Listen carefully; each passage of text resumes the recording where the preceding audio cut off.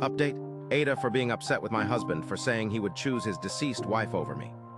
Original post: https://www.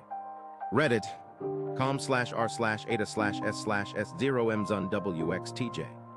This may be a long one. I also tried to reply to as many comments as I could, but they were flooding in and I got a bit overwhelmed. May still try to read and reply to them. Many brought me to joyous and grateful tears. 3. Also, alcohol was not involved in the sense that he wasn't drunk. My husband is 6'3" and almost 250 pounds. He had eaten quite a bit and had one beer.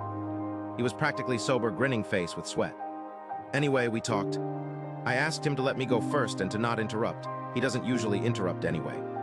This isn't verbatim, just a rough sketch of how things went. I also included points some of you made. Without mentioning, I posted about this, of course. I just want to say that I do not hate you for what you said. I understand where you were coming from. She died and it was something neither of you saw coming. I could never ask you to get over her or to forget her because I know how much you loved her. She was your first love. I do understand that if she hadn't passed, we likely would not be together and you too likely would be. I have always understood this, but to say what you said hurt my feelings and embarrassed me. And even though her coming back from the dead is impossible, if it were, you would leave me and the children. It was probably one of the worst things anyone has ever said to me. It is clear your feelings about her are still raw and it still hurts, and I want you to get counseling, and I want couples counseling very, very soon. He then apologized profusely, teared up, and said how he did not mean to hurt me and embarrass me in front of our friends. He basically said that he thought about it before he went to sleep and came to the realization that he should have kept it to himself. I mean, I can't be angry for what he thinks. He loved her and she died.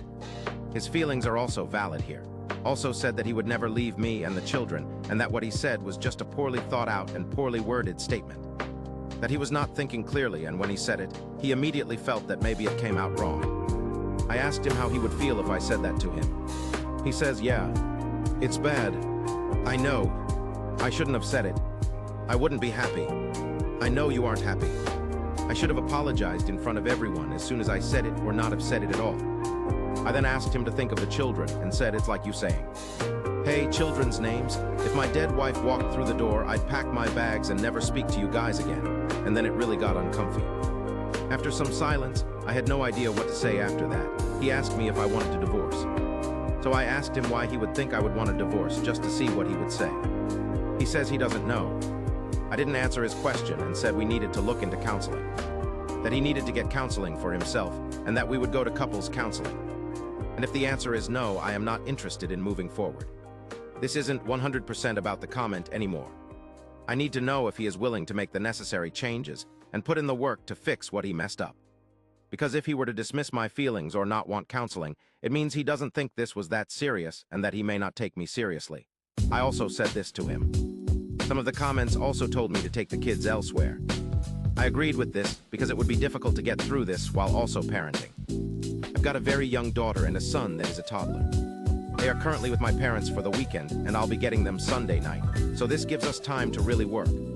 He suggested he sleep on the couch instead of me. I have nowhere else to go. I haven't told my parents because I really would like to keep this between me and him as much as possible. Family and friends jump to judge too fast, and sometimes offer extreme and harmful advice, and it's also embarrassing. Luckily, we both have very good insurance that will help with counseling. I told him that it seems like whatever counseling he got after her death was not enough, and that he was not consistent with it like he should have been. With trauma like that, I personally would have been in counseling for years before I even considered remarrying. He agreed. He was only in it for about a year, and then stopped once he moved away from his hometown. Never got back into it. He also agreed to the individual and couples counseling. Kept apologizing. Kept telling me he loved me all day. It was also so difficult to be around him because he kept looking at me. I couldn't think. It was like he would try to say something and then he would just stare and not say anything. With the kids gone, there's nothing to really do except talk, so we talked again right before dinner time. He asked me if I wanted him to cook or buy something. I still was not hungry, to be honest. So I just told him he could pick something up for himself and that I wasn't hungry, and that prompted the second discussion. Realized he must feel very bad because he noticed I hadn't really eaten much all day. Kept asking me to eat. I wasn't sulking too bad or anything. Just doing my usual tasks, but not speaking or eating as much, and because we're home together all day, he noticed this. Asked me one more time to please eat dinner with him, so I agreed. During dinner, he told me that he looked for counselors himself and wanted me to see if I thought they were okay enough, and that he would keep looking. Last stretch. After all of that, I told him that we can't really predict anything until we've met with therapists. I don't want him to keep saying sorry. I want work and change, and then maybe we can move forward, but this is the first step. I don't want to just leave him. I'm also not saying divorce is off of the table. I think he is still hurting from her death, and his judgment is very, very clouded. If he didn't love me, I doubt he would have apologized so many times and looked for counselors on his own. A man that doesn't love me probably would have made me look or rejected going altogether. Many people were suggesting this. I do not think he doesn't love me. Thought of this myself. Cried about it. Thought of my children. Cried more. I'm not staying for the kids. I'm staying because I want to at least try to fix. If it cannot be fixed, then at least I tried. We were also very close. Some people were asking how close we were prior to marriage, I guess, as a way to gauge the difference between their relationship and our relationship. Maybe to see if he settled. He was always very romantic, caring, and sweet to me. We've never yelled at each other. When we first started dating, he would plan dates, surprise me, brag about me to his friends. So that's why I am very confused on why he would blurt that. Unless it was just very poor brain and mouth coordination. I also told him that I may get a counselor for myself. I don't think I need one. Someone suggested this, but I think he needs it more than I do. And because insurance companies are getting shittier by the year, 3 counseling bills may be pushing it. If I do get one, it's because I don't want to potentially resent him or doubt myself.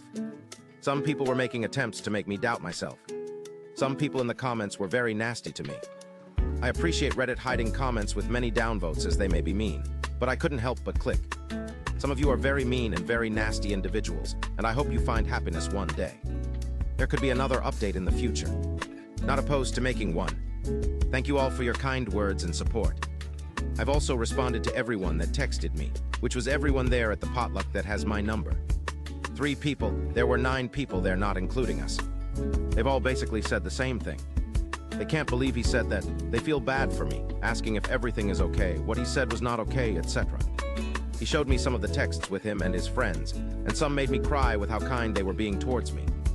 Basically telling him he wasn't necessarily wrong for thinking that, but wrong for saying it. I told him I loved him as well, and I have never not loved him even for a second, and that I wasn't angry with him and didn't want him to, I guess, suffer for what he said.